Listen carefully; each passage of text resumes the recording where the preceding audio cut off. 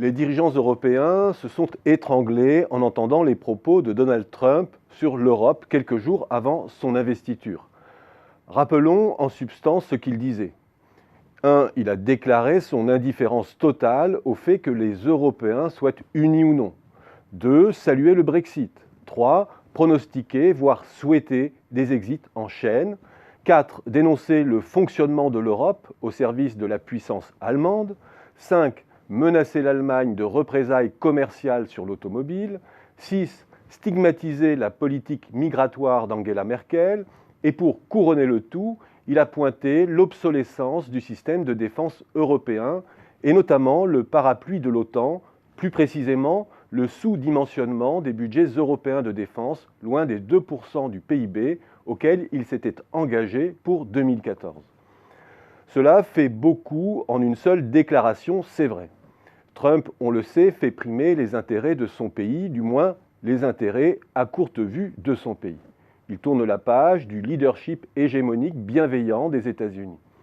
Il faut donc s'interroger sur l'intérêt pour les États-Unis de rompre avec la posture protectrice et conciliante vis-à-vis de l'UE.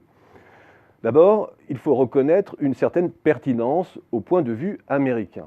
À force de se concevoir comme un espace qui se protège des grandes perturbations du monde, focalisé sur ses dysfonctionnements internes, l'Europe, première puissance économique du monde, oublie en permanence de s'interroger sur sa propre responsabilité sur les désordres du monde, sur les externalités qu'elle produit.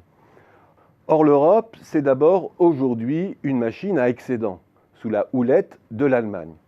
Les pays européens furent les premiers à stigmatiser la non-soutenabilité des global imbalances au tournant des années 90-2000. Sauf qu'aujourd'hui, au casting des excédents vertigineux, ce ne sont plus les émergents d'Asie, ni le Japon, ni le Moyen-Orient qui sont en tête d'affiche, mais bien l'Europe.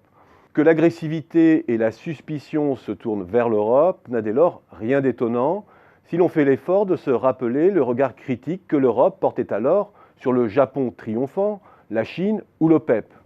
Il est bien sûr prématuré de déterminer ce que sera véritablement la nouvelle ligne étrangère américaine avec Trump. Ce dernier est encore en roue libre de son administration et de son Congrès. Et c'est encore le mania des affaires qui s'exprime et qui voit d'abord le monde à travers ce prisme. À ses yeux, l'Europe est d'abord un groupe plateforme de nations avec l'Allemagne pour maison mère, qui taille des croupières commerciales aux États-Unis. Et ce que les Européens vivent comme étant un dysfonctionnement interne de leur zone, le dumping fiscal et social qui ronge peu à peu les différents États qui la composent, n'est pas seulement un problème pour les États européens.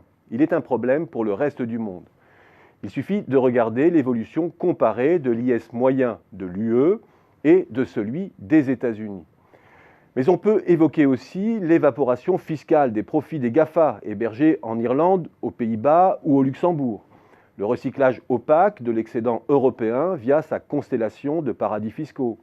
Les retombées de la sous-traitance automobile dans les PECO. Ou le niveau de l'euro qui n'est peut-être pas sous-évalué pour la moyenne de la zone, mais qu'il est du point de vue des régions qui concentrent les exportations industrielles. Quelque part, si le dollar est la monnaie des États-Unis et notre problème, les Américains pourraient nous renvoyer l'ascenseur. L'euro est notre monnaie et c'est aussi leur problème. Tout cela ne justifie pas une politique, mais a le mérite de responsabiliser une Europe, elle aussi, ethnocentrée sur ses problèmes.